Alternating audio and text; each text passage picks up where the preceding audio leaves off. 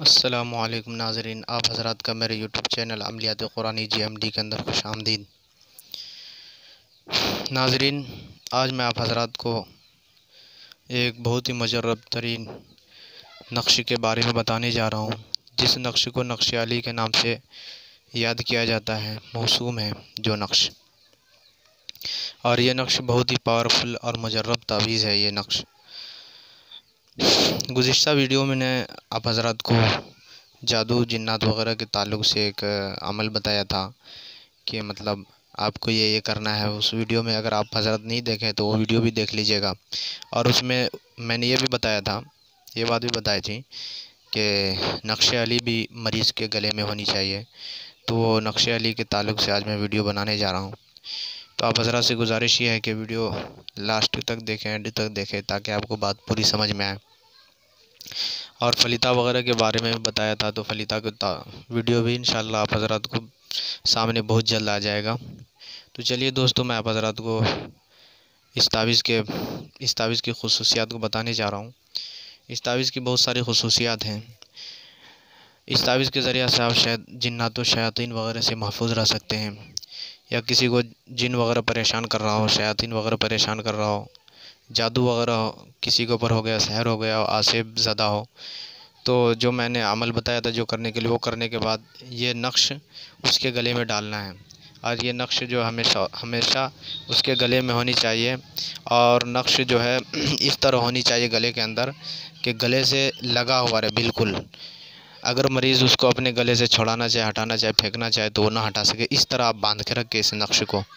ये नक्श बहुत सारी चीज़ों में काम आता है, और ये नक्श उन लोगों के लिए भी ज़रूरी है जो लोग मेरी वीडियो को देखते हैं और ख़ास तौर पे तावीज़ वगैरह का कोई काम करते हैं। तो दोस्तों, आप हज़रात से गुजारिश ये है कि जो मैं अमल बताऊं उसके लिए तो नक्श ज़रूरी नहीं है, लेकिन मैं जो नक्श बताऊंगा उसके लिए नक्श ज़रूरी है। मसलन मैं कोई नक्श आपको बता रहा हूँ कि भाई ये नक्श इसकी चीज़ के लिए, कोई तावीज़ जो है ये तावीज़ इस चीज़ के लिए, तो आपको उस तावीज़ लिखने से पहले इस तावीज़ को आपको अपने गला में रखना ज़रूरी है। समझ गए? अगर मैं आप हज़रात को कोई तावीज़ बताऊं तो उस तावीज़ को लिखने से पहले इस तावीज़ को लिख करके अपने गले में रख लीजिएगा, ताकि आपको किसी तरह का नुकसान ना पहुंचे। तो चलिए दोस्तों, मैं आप हज़रात को तावीज़ लिखने का तरीक़ा बता रहा हूँ।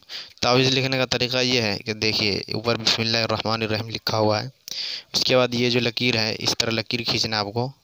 ये फिर इस तरह लकीर खींचने के बाद पूरी तावीज़ जिस तरह इसमें बनाया हुआ है, समझ गए, जिस तरह लिखी हुई है ये सब बातें, इस तरह लिखना है आपको। लिखने के बाद एक बात आपको बताने जा रहा हूँ बहुत पॉइंट की। सारी चीज़ लिखने के बाद लास्ट में आपको ये लिखना है, ये देख रहे हैं 3 लकीर ऊपर में सितारे की तरह बनाया हुआ, तारे की तरह, ये सबसे लास्ट में लिखना है। इस बात को आप लोग गौर से सुन लीजिए और ध्यान में रखिएगा।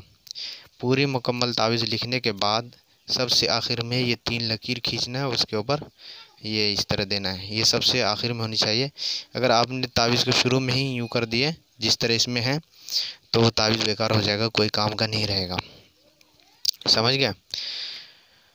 तो ये तावीज़ जो बहुत मुजर्रब है, तो जो मैंने बताया जिस तरह करने के लिए वो उस तरह कीजिएगा। और बहुत ही मुजर्रब तावीज़ है, तजर्बाशुदा तावीज़ है, बहुत सारी चीज़ों में काम आता है। तो आप हज़रात से गुजारिश है कि आप लोग भी इससे खूब फ़ायदा उठाएं, मुस्तफ़ीज़ से खुद फ़ायदा उठाएं।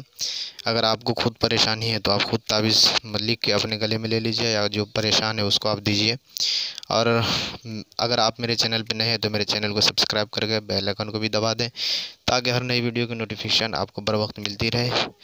और अगर आपको वीडियो अच्छी लगी है तो वीडियो को लाइक करें, कमेंट करें और शेयर करें। तो चलिए दोस्तों, अगली वीडियो के लिए मुझे इजाज़त दीजिए। अल्लाह हाफिज़।